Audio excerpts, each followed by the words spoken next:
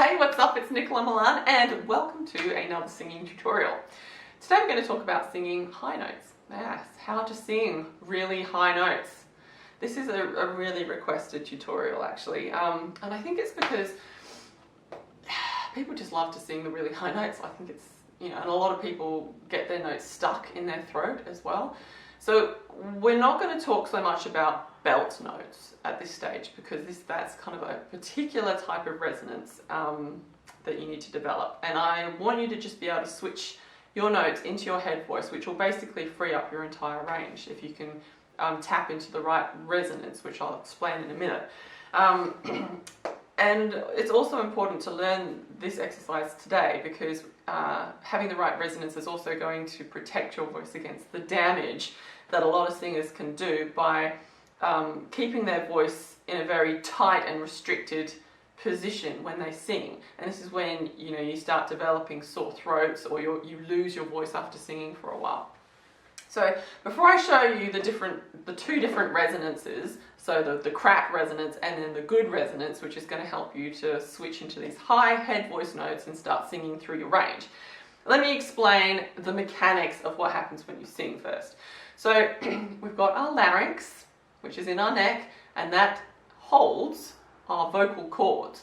I like to call them vocal folds. So if you hear me referring to vocal folds, I'm talking about vocal cords. I just like to call them vocal folds because they're, I suppose they are mucousy membranes that look more like folds than cords, but anyway. So you've got your larynx, okay, so this is inside your throat. So think bird's eye view here. This is your larynx, and inside your larynx, running across them, are your vocal folds. Now, at any time when you're singing, your voice is doing this, right? So when you sing lower, it kind of splats out a little bit and your vocal folds get thicker and closer together. And then as you sing higher, they stretch out and your vocal folds get thinner. And so that's kind of what happens. Now, when we talk about the crap resonance and how people end up getting sore throats and stuff, what they're doing is they're singing kind of in this sort of position, but they've also got really, really tight muscles around their neck. And you're not letting your voice do this because everything's so tight, and you can actually do a lot of damage. So to show you the crap resonance, the reason we're going to learn the crap resonance first is because you need to be able to feel the difference between the crap one and the good one so that you can kind of switch between the two, and then you can understand what's actually going on inside your throat. So what most people do is they use a very speech level resonance. So they kind of go, just see if you can do that sound with me. It's very kind of splat. It doesn't sound that great.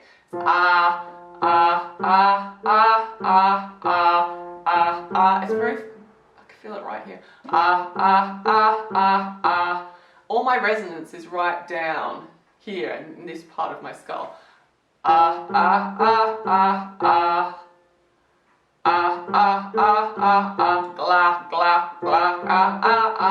It sounds bloody awful. I kind of feel like I can't even sing that high when I'm using this resonance. And then it starts getting caught in my throat. Sounds bloody awful, right? Excuse all the bloodies. So now we're going to work out how to switch into the good resonance. So when we sigh, we naturally open our throat and we relax. So let's have a go at doing that and see if you can feel the difference as to what happens inside your throat when you sigh. So just go, if your voice cracks, it doesn't matter. Now go, and then back to the sigh. Feel the difference?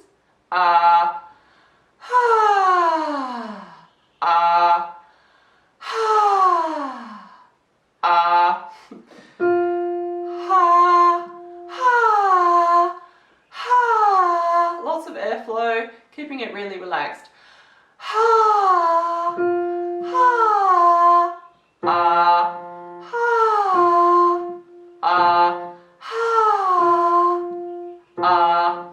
Could you feel the difference? Could you get that going?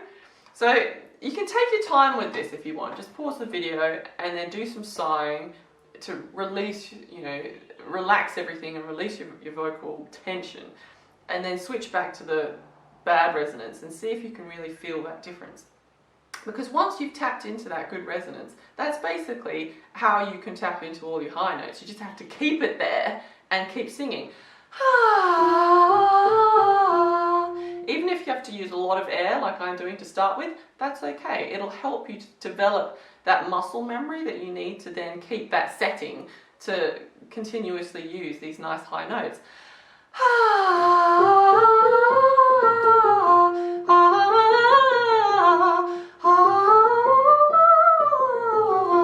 It's all the same setting.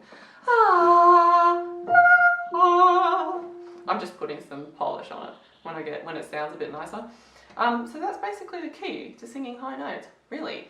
If you need a little bit of extra help, I recommend using our old friend, the lip bubble, because you have to be really relaxed in your tongue and your throat and everything in order to get the lip bubble going. Straight away. What is that? That's a D above, like 2 above middle C, you know? That's a high note.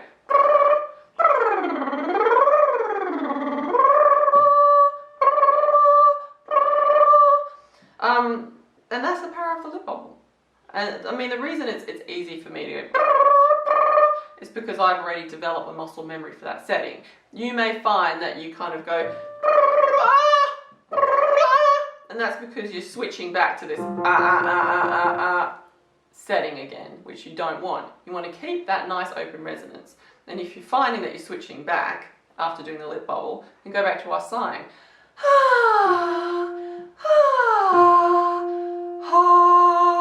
Nice and open and clean.